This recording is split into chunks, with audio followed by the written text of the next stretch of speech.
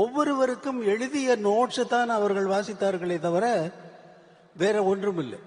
நான் எனது எண்ணத்திலே தோன்றிய கற்பனை வரி வடிவமாக எழுதி அந்த எழுத 87 பேருக்கும் எழுதி தனித்தனியாக எழுதி மொத்தமாக வாசித்த இசைதான் அந்த சிம்பனி. இந்த சிம்பனி எழுதுவதற்கு நான் இசையிலே என்னுடைய வாழ்க்கையை முழுவதும் சென்றது. என்னுடைய குழந்தைகளுக்காக நான் நேரம் செலவழிக்கவில்லை. என்னுடைய குழந்தைகளுக்குடைய நேரத்தை செலவழித்திருந்தால் இந்த சிம்பனியை எழுதியிருக்க முடியாது. இதே போல நீங்கள் விரும்பி கேட்கின்ற அத்தனை பாடல்களையும் நான் கம்போஸ் செய்திருக்க முடியாது. அதனால் இங்கே நான் நன்றி தெரிவிக்க வேண்டியது முதலாவதாக என்னுடைய குழந்தைகளுக்கு. என்னை பொறுத்து கொண்டு கார்த்திக் ராஜா இவன் போயிட்டானா?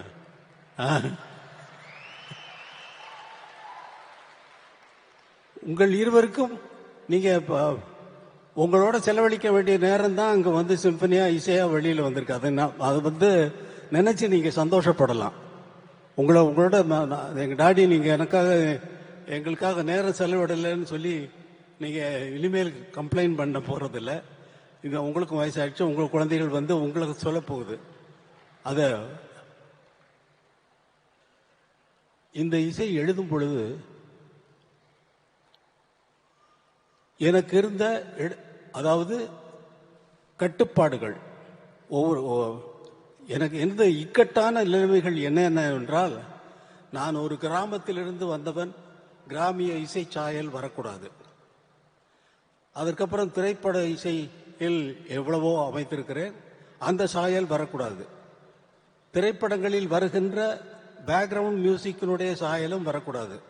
நான் ஒரு தமிழ்நாட்டை சேர்ந்தவன் என்ற அந்த அடையாளமும் வரக்கூடாது. நான் ஒரு இந்தியன் என்ற சாயலும் வரக்கூடாது. உலகத்தில் அத்தனை கம்போசர்களும் செய்த இசையை கேட்டிருந்தேன் அல்லவா, அதனுடைய தாக்கமும் வரக்கூடாது. அவர்களைப் போல் நான் எழுதிவிட்டேன் என்று யாரும் சொல்லக்கூடாது. இவ்வளவு கட்டுப்பாடுகள் இருந்ததை மீறி 35 நாட்களில் இந்த சிம்பனியை, நீங்கள் கேட்ட அந்த சிம்பனி உங்கள் மனதில் என்னென்ன உணர்வுகளை ஏற்படுத்தியது என்பது உங்களுக்கு நன்றாக தெரியும்.